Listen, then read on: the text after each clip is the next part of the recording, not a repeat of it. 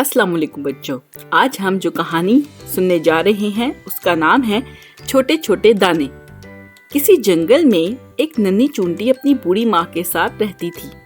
ننھی چونٹی کی ماں جب تک صحت مند تھی اور ننھی چونٹی کے لیے مزیدار دانے لاتی، لیکن جب اس کی ماں بیمار اور بوڑھی ہو گئی تو دانے لانے کی ذمہ داری ننھی سی چونٹی پہ آ پڑی۔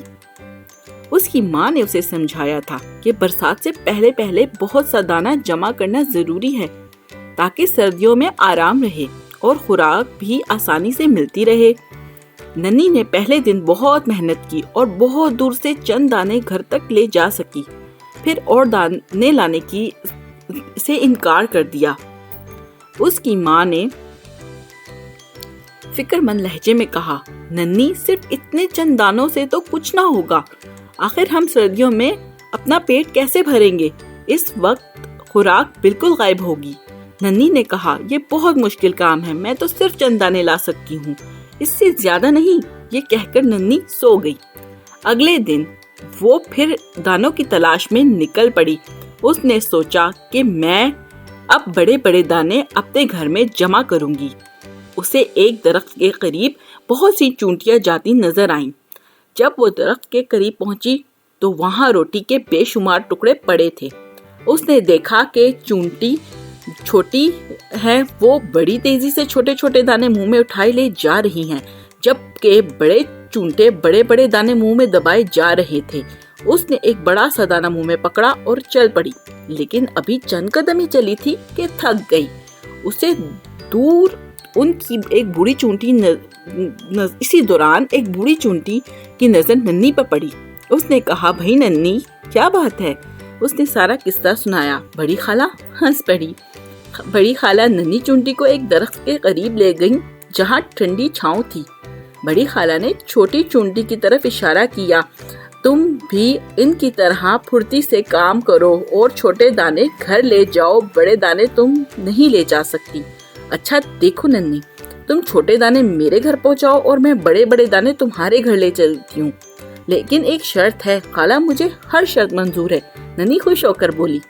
تم ہر روز 3 گھنٹے کام کرو گی۔ خالہ جان نے شرط بتائی تو ننھی نے فوراً کہا، اسے شرط منظور ہے۔ دن گزرتے گئے۔ چونٹی پابندی سے روزانہ چھوٹے چھوٹے دانے خالہ جان کے گھر جمع کرتی اور خالہ جان بڑے بڑے دانے ننھی کے گھر لے جاتی۔ ننھی کی ماں خالہ جان سے بہت خوش تھی کہ خوراک جمع کرنے میں مدد کر رہی ہیں۔ جب ننھی ذرا آرام کرتی تو خالہ جان فوراً اسے اٹھنے اور پابندی کرنے کی تاکید کرتی۔ ننھی، بس اب دانے جمع کرنا بند کر دو۔ ایک دن خالہ جان نے ننھی سے کہا، خالہ جان، میں کچھ دانے اور جمع کرنا چاہتی ہوں۔ ننھی نے جواب دیا، اصل میں ننھی چاہتی تھی کہ خالہ جان بڑے بڑے دانے اس کے گھر جمع کرتی رہیں، بس ننھی خوراک بہت زیادہ جمع ہو گئی ہے، اتنی کافی ہے۔ خالہ جان نے ننھی کو سمجھایا تو اس نے بات مان لی۔ پھر ننھی اور خالہ جان اپنے اپنے گھروں کو روانہ ہو گئے۔ دن گزرتے رہے۔ ننھی کے ہاں بہت سی خوراک جمع تھی۔ خوراک کے بڑے بڑے دانے دیکھ کر ننھی خالہ جان کی شکر گزار تھی۔ ایک دن جب سردیاں زوروں پر تھیں، سب جانور اپنے اپنے گھروں میں آرام کر رہے تھے کہ اچانک ننھی کے گھر کا دروازہ پر دستک ہوئی۔ ننھی نے دروازہ کھولا تو خوشی سے اس کی چیخ نکل گئی۔ مہربان خالہ جان سامنے کھڑی تھی۔ ننھی نے جلدی سے انہیں اندر بلایا اور ان کی خوب خاطر کی۔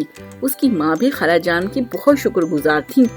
خالہ جان، آپ کی بہت بہت مہربانی، ننھی نے خالہ جان سے کہا۔ کیوں ننھی، کس بات کی مہربانی؟ خالہ جان حیرت سے بولی۔ خالہ جان، آپ نے یہ اتنی ساری خوراک جو ہمیں دی ہے، ننھی نے خوراک کے بڑے بڑے ڈھیر کی طرف اشارہ کیا۔ اچھا، خالہ جان نے کہکا لگا کر کہا، لیکن تم نے وہ خوراک تو دیکھی ہی نہیں جو میں نے گودام میں جمع کی ہے، جو تم لائی تھی۔ خالہ جان، وہ تو چھوٹے چھوٹے دانے تھے، ان کے مقابلے میں ان بڑے دانوں کا کیا مقام؟ جو خود دیکھو گی تو پتہ چلے گا کہ کس کی خوراک زیادہ ہے، وہ جو تم نے جمع کی تھی یا یہ بڑے بڑے دانے جو میں نے تمہارے گھر جمع کیے ہیں۔ خالہ جان نے کہا اور اس کی ماں سے اجازت لی کہ وہ ننھی کو اپنے گھر لے جا رہی ہیں تاکہ اسے خوراک دکھا سکیں۔ اس کی ماں نے اجازت دے دی اور خالہ جان ننھی کو لے کر اپنے گھر روانہ ہو گئی۔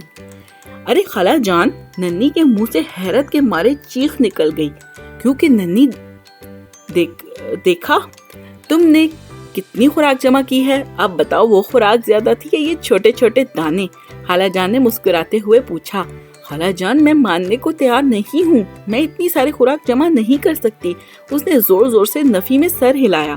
دیکھو ننھی، خالہ جان نے اسے سمجھاتے ہوئے کہا، یہ سب خوراک تم نے جمع کی تھی، اس لیے بہت زیادہ ہے کہ تم نے اسے مہینے میں ہر روز بہت محنت اور ایمانداری سے کام کیا۔